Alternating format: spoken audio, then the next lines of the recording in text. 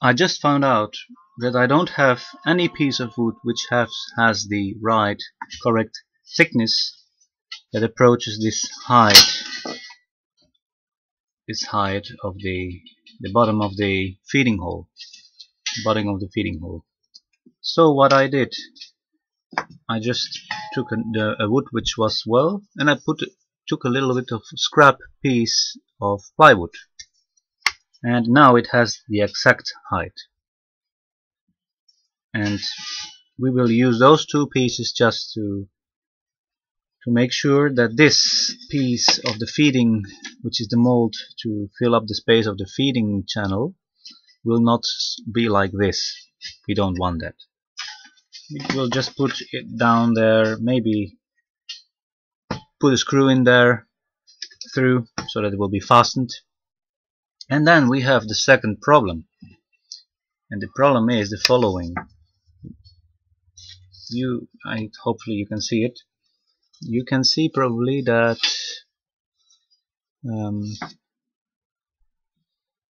that the wood is of course straight. The wood is straight there under the feeding channel, but this is round. This piece of round cylinder wood is round, and we want a good connection. Those two pieces of wood have to connect well. So I'm going to make this end a little bit hollow, so that it will connect well to our wooden cylinder. And we will cut these two pieces a little bit so that it will be not that long. It's not necessary that it will be so long. So let's get started.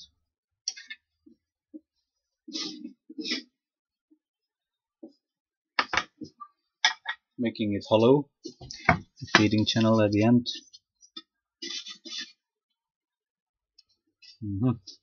How we will do this? We'll do it by eye. We also can make a template out of cardboard, which might be a wise idea as well, but this is just a bush cooker. Most important here is that the dimensions of the combustion chamber are correct. So the height should be 3 times the diameter of the combustion chamber, and the feeding channel has to be more or less not too small, not too big. Then there must be air feed holes, and the insulation around it the material around the combustion chamber should be insulative. If not, it will absorb a lot of heat if the density is too high. That's why we mix clay with sawdust. The sawdust will burn out after we will have used the bush cooker for a while. We already marked the hollow. We will do it the same at the other side, more or less by eye. We work by eye. No need to make a template. And then we have to file it with a round file, with the round part of the rasp I mean. We have to file the rasp till we get it more or less fit. And by the way, all the sawdust which we produce in the following weeks, or the last weeks, let's say, the week before you start even with the project, please don't throw it away. We will need it for the mixture for the bush cookers. I already have a large collection. I keep it in bags, dry. Well, it doesn't really matter. It doesn't have to be dry because the clay is not dry. We just pure sawdust, nothing else. So everything else which is there, please get it out. It should be sawdust only. And we save it in a bag.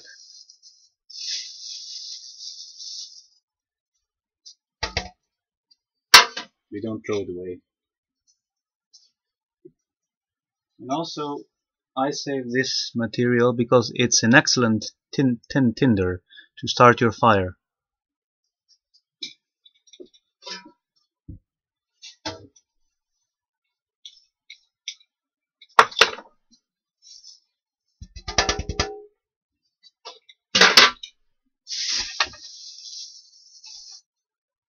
Okay, we are going to look for the round file. Actually, I have two. I even can choose the round and oval file. This one is a little bit finer. This one is a little bit rougher. I will start, of course, with the rough one. And every time we check with our bush cooker if it is the right rounding, if it's hollow enough.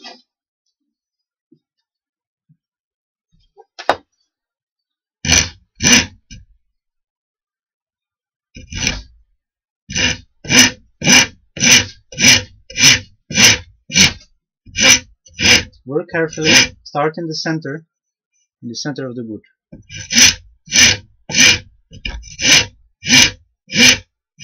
And start like this, and then after we can go that straight down. We start at both sides first, like that.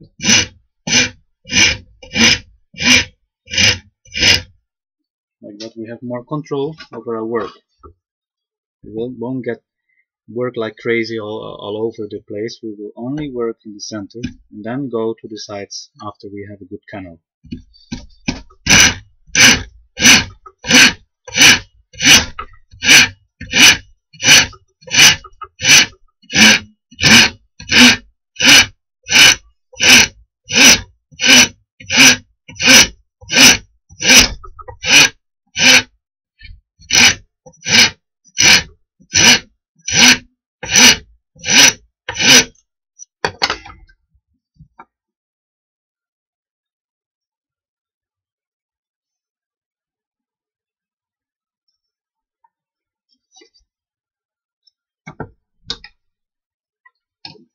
Make sure that it's vertical. This works more comfortable when it's vertical, your object.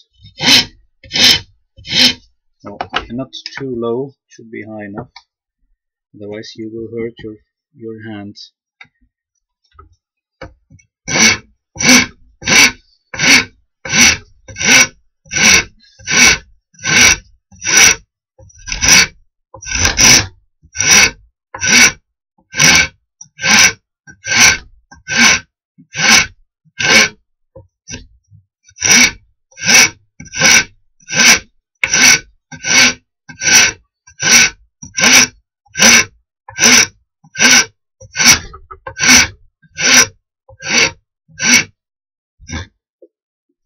Be careful for splintering.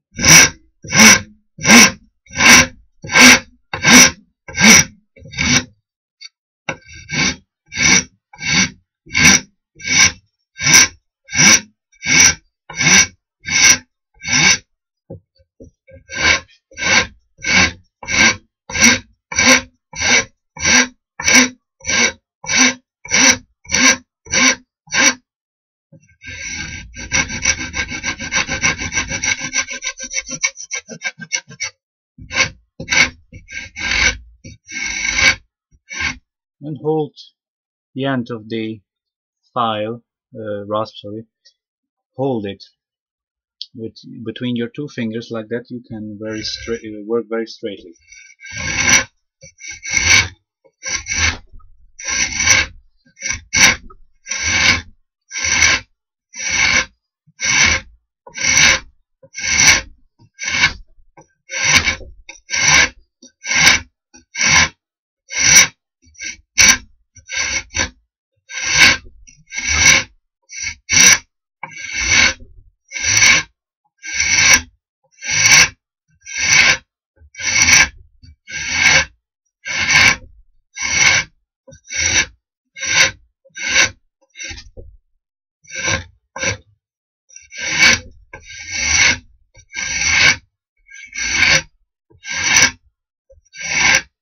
Work slowly, don't work with too much temperament, like that your result will be much better. Have patience, work with patience.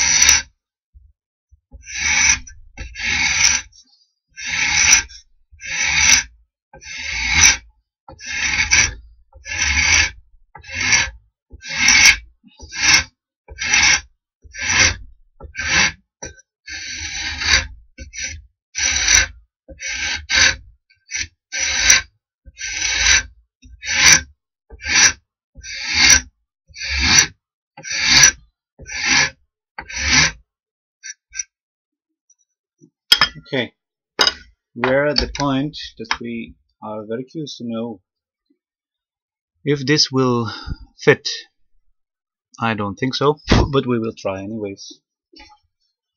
No, it has to be more rounding. About 2 in the center, 2 millimeters more.